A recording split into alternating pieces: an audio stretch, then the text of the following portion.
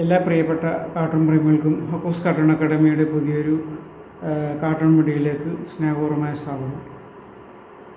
നമുക്ക് CPM-ൻ്റെ വർഗീയതയെക്കുറിച്ചാണ് ഞാൻ ഇന്ന് ഈ കാർട്ടൂൺ വരയ്ക്കുന്നത്. അതായത് നമ്മുടെ ഈ ഉപതെരഞ്ഞെടുപ്പ് കഴിഞ്ഞ പിന്നെ CPM അങ്ങ് വർഗീയതയിട്ടങ്ങ് അമ്മാനമാടുകയാണ്. ഇപ്പോൾ ഈ കഴിഞ്ഞ ദിവസം മുസ്ലിം മാനേജ്മെൻറ്റിൻ്റെ കീഴിലുള്ള രണ്ടോ മൂന്നോ ദിനപത്രങ്ങളിൽ അങ്ങേയറ്റം വർഗീയമായ ഒരു പത്രപരസ്യം കൊടുത്തുകൊണ്ടാണ് അതിൻ്റെ അവസാനത്തെ രംഗങ്ങൾ ഇവർ അരങ്ങേറിയത്. ഇപ്പോൾ അവർ ന്യായീകരിക്കാൻ പറയുന്നത് അതിന് മാത്രം ആ പത്രങ്ങൾക്ക് പരസ്യത്തിന് അത്രയ്ക്ക് പൈസ കുറവാണ്, ബില്ല് കുറവാണ്, അതുകൊണ്ട് അവർക്ക് കൊടുത്തത്. സ്വന്തം പാർട്ടി പത്രത്തിൽ പോലും കൊടുക്കാതെയാണ് ഈ മുസ്ലിം വോട്ടർമാരെ മാത്രം ഉദ്ദേശിച്ച് ഈ പത്രം മുസ്ലിങ്ങൾ മാത്രം വരുത്തുന്ന ഏതാനും പത്രങ്ങളിൽ മാത്രം ഈ പരസ്യം കൊടുത്തിരിക്കുന്നു. ഈ സന്ദീപ് വാര്യർ കോൺഗ്രസ്സിലോട്ട് വന്നാണ് ഇവരെ ഇത്ര പ്രകോപിപ്പിച്ചിരിക്കുന്നത്. സന്ദീപ് വാര്യർ CPM-ലോട്ട് വന്നാൽ നല്ല ക്രിസ്റ്റൽ ക്ലിയറായ ഒരു സഖാവായി വളർത്തിയെടുക്കുമെന്ന് ഊറ്റം കൊണ്ടവരാണ്. ഇപ്പോൾ അദ്ദേഹം കോൺഗ്രസ്സിലോട്ട് വന്നപ്പോഴത്തേക്കും ഈ സന്ദീപ് വാര്യർ ഭയങ്കര വർഗീയവാദിയും ഭീകരനും ഒക്കെ ആയത്. ഇനിയിപ്പോൾ BJP സംസ്ഥാന പ്രസിഡൻറ്റ്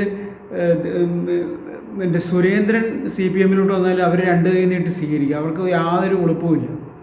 പിന്നെയാണോ ഇദ്ദേഹത്തിൻ്റെ കാര്യം, സന്ദീപ് വാര്യരുടെ കാര്യം. സന്ദീപ് വാര്യർ കോൺഗ്രസ്സിലോട്ട് പോയതുകൊണ്ട് ചീത്തയായി. അവർ CPM-ലോട്ട് വന്നിരുന്നെങ്കിൽ നല്ല മിടുക്കനും നല്ല കുട്ടിയുമായേനെ.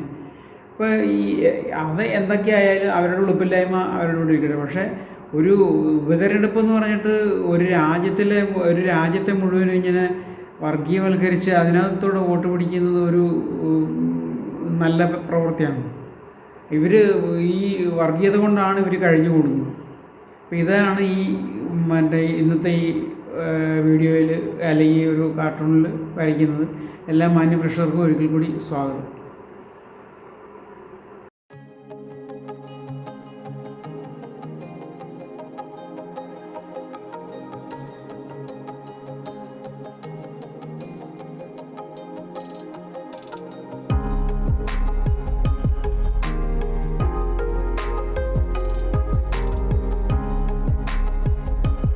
നമ്മളിതിൻ്റെ റഫ് ഇട്ടിരിക്കുകയാണ്. റഫ് നമ്മൾ കണ്ടല്ലോ. ഇത് വർഗീയത എന്ന് പറഞ്ഞ ഈ വിഷപ്പാമ്പാണ്. ഇതിൻ്റെ കീഴിൽ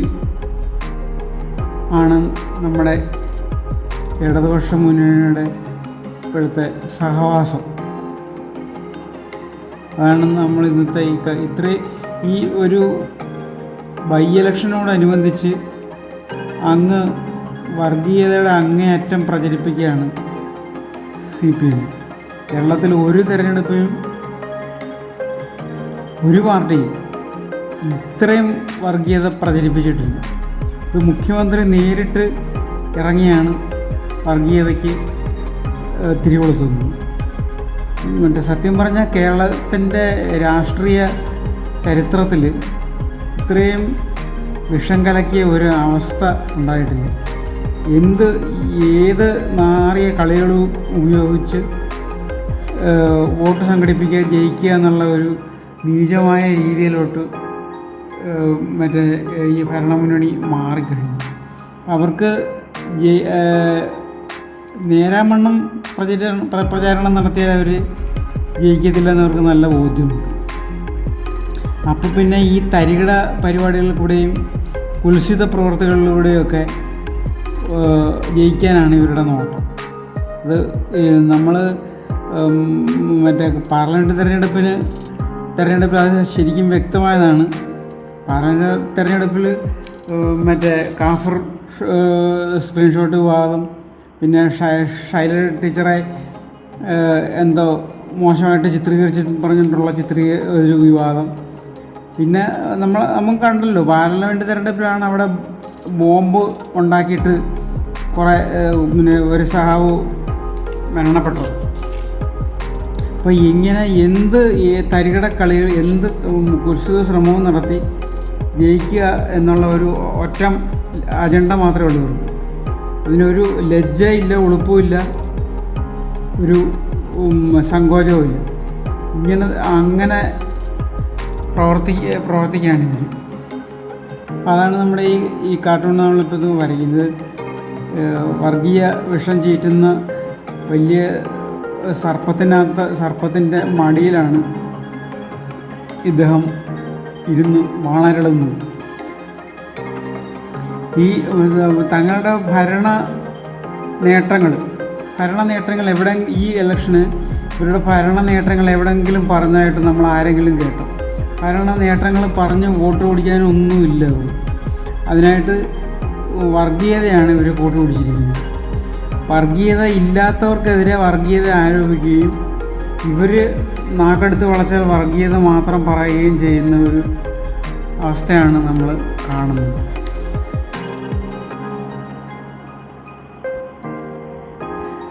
ബാക്കിയുള്ളവരുടെ തലയിൽ വർഗീയത അടിച്ചേൽപ്പിച്ചിട്ട് പുണ്യാളം ചമഞ്ഞ് ഓരോരോ വർത്തമാനങ്ങൾ പറയുന്നത് കേട്ട് കഴിഞ്ഞാൽ കേൾക്കുന്നവർക്ക് ലജ്ജ തോന്നും, ഇവർക്ക് ലജ്ജയില്ലായിരുന്നു.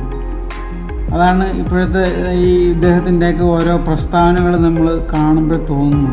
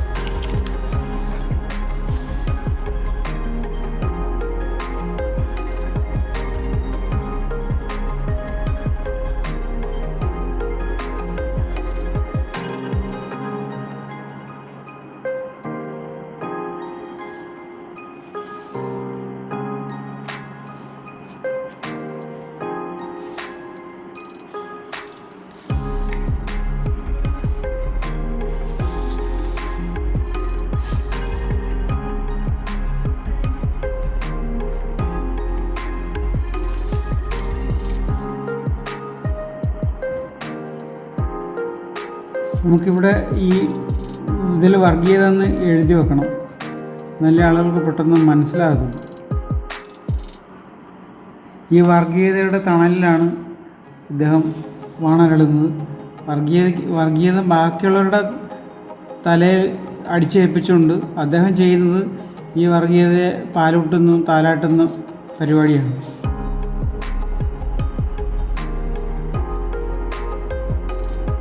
അപ്പം നമുക്ക് ഇത് കമ്പ്യൂട്ടറിലിട്ട് ചെറിയ